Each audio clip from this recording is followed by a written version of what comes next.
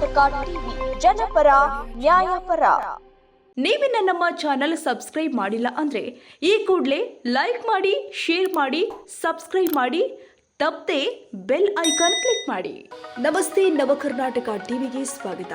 ಕೂಡ್ಲಿಗಿ ಪಟ್ಟಣದ ಕಾರ್ತಿಕೋತ್ಸವ ಆಂಜನೇಯ ಸ್ವಾಮಿ ಕಾರ್ತಿಕೋತ್ಸವ. ಪಟ್ಟಣದ ಆರಾಧ್ಯ ದೈವ ಕುತ್ತಲ ಆಂಜನೇಯ ಸ್ವಾಮಿ ಕಾರ್ತಿಕೋತ್ಸವ ಶನಿವಾರ ಸಂಜೆ ಅದ್ದೂರಿಯಾಗಿ ಜರುಗಿದೆ.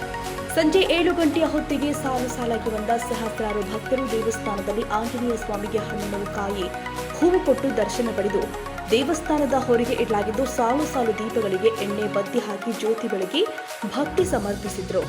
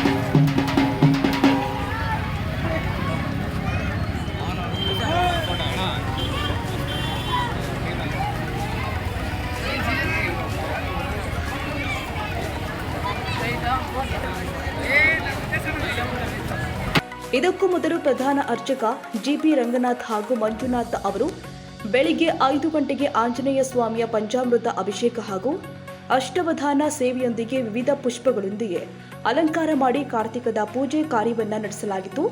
ದೇವಸ್ಥಾನಕ್ಕೆ ಬಂದಿದ್ದ ಭಕ್ತರಿಂದಲೇ ಪ್ರಸಾದ ವ್ಯವಸ್ಥೆ ಮಾಡಲಾಗಿತ್ತು. ಪಟ್ಟಣದ ಎಲ್ಲ ಸಾರ್ವಜನಿಕರ ಭಾಗಿಯಾಗಿ ಕಾರ್ತಿಕವನ್ನ ಯಶಸ್ವಿಯಾಗಿ ಮಾಡಿದ್ರು. ತಿಪ್ಪೇಸ್ವಾಮಿ, ಕೂಡ್ಲಿಗಿ, ನವ ಕರ್ನಾಟಕ ಟಿವಿ.